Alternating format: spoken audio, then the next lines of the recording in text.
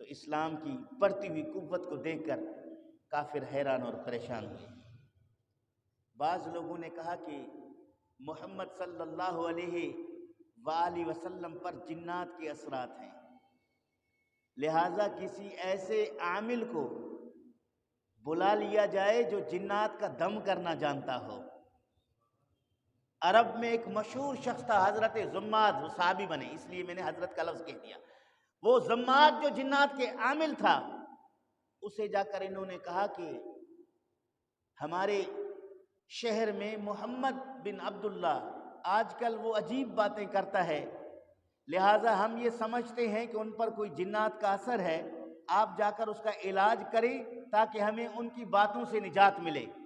تو زماد آیا، رسول کریم صلی اللہ تعالی علیہ وآلہ وسلم مطاف میں بیٹھے تھے، حرم شریف میں تھے، بیت اللہ شریف کے سائے تلے تشریف فرما تھے۔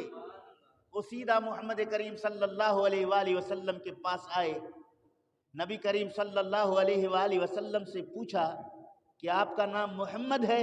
آپ نے تصدیق کی کہ ہاں میں محمد ہوں۔ پھر اس نے سوال کیا کیا آپ کہتے ہیں کہ میں نبی ہوں؟ حضرت محمد مصطفیٰ صلی اللہ علیہ وسلم نے کہا ہاں میں اللہ رب العالمین کا نبی ہوں۔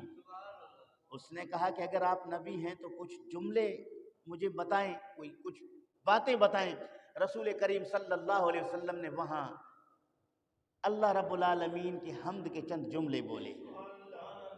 سیرت ابن ہشام دیگر سیرت نگاروں نے وہ جملے لکھے کہ مصطفیٰ کریم نے کہا الحمدللہ نحمدہ ونستعینہ ونستغفرہ ونؤمن بہ ونتوکل علیہ۔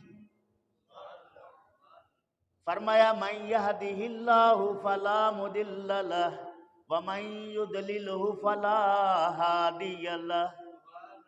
یہ جملے رسول کریم نے زماد کے سامنے کہا۔ زماد نے کہا کہ یہ ایسے جملے ہیں جس کو نہ میں کسی شاعر سے سنا ہے، میں نے نہ کسی جادوگر کاہن سے سنا ہے، ان جملوں سے پتہ چلتا ہے کہ آپ اللہ رب العالمین کی طرف سے نبی برحق ہیں۔ آپ اپنا ہاتھ آگے بڑھائیے تاکہ میں اس پر بیعت کر کے مسلمان ہو جاؤں۔ کافر یہ سمجھتے تھے کہ یہ زماد جا کے دم کرے گا اور رسول کریم صلی اللہ علیہ وسلم سے جنات کے اثرات ختم ہوں گے، ہماری جان چھوٹ جائے گی۔ یہاں پتہ چلا کہ جو جنات کو دم کرنے والا تھا، جنات تو رسول کریم کی بارگاہ میں آ کر مسلمان ہوئے، لیکن جنات کو دم کر کے دفع کرنے والا بھی مصطفیٰ کریم صلی اللہ علیہ وسلم کی بارگاہ اقدس میں آ کر کلمہ پڑھ کے مسلمان۔ یہ اور حیران ہو گئے کہ ہم جس کو کہتے ہیں کسی نہ کسی طریقے سے راستے بند ہو جائیں، لیکن وہ تو اسلام میں داخل ہو جاتے ہیں، وہ ہماری بات نہیں مانتے، مہمان ہمارے بلائے ہوئے ہمارے، لیکن محمد عربی صلی اللہ علیہ وسلم کے پاس جاتے ہیں تو ان کی باتیں سن کر فوری طور پر وہ کلمہ پڑھتے ہیں۔ اتنا سخت معاذ اللہ وہ جادو کے الفاظ استعمال کرتے تھے کہ اتنا سخت جادو ہے کہ کوئی اس کے جادو سے بچ نہیں سکتا، معاذ اللہ وہ یہ کہتے تھے۔ اس کے بعد انہوں نے نبی کریم صلی اللہ تعالی علیہ وآلہ وسلم کے راہ میں رکاوٹ پیدا کرنے کے لیے مختلف قبائل جو حرم شریف میں داخل ہوتے، طواف کی نیت سے آتے، ان سے ملاقات کرتے تھے کہ ان کے پاس نہیں جانا، ان کی باتوں میں آ کر تم اپنے آبائی دین کو چھوڑو گے۔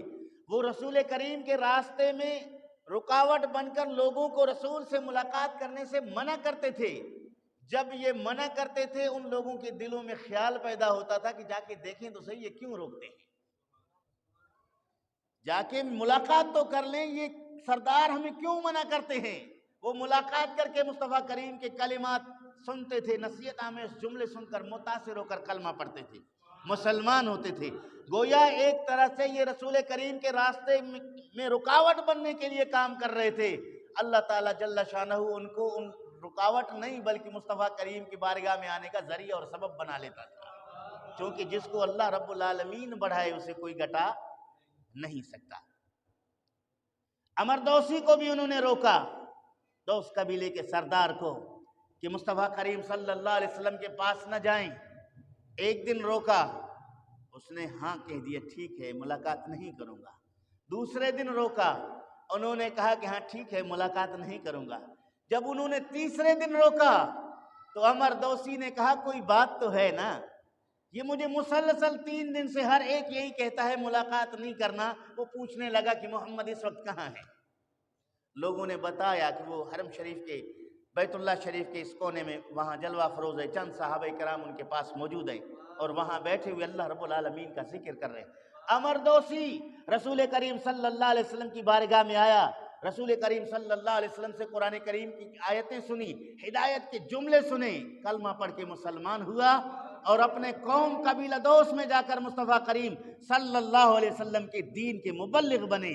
منع کرنے والے دیکھتے ہی رہ گئے۔ پتہ چلا کہ اللہ تعالیٰ جل شانہ جس کو ہدایت دینا چاہتا ہے، کوئی اسے لاکھ روکے اسے روکا نہیں جا سکتا۔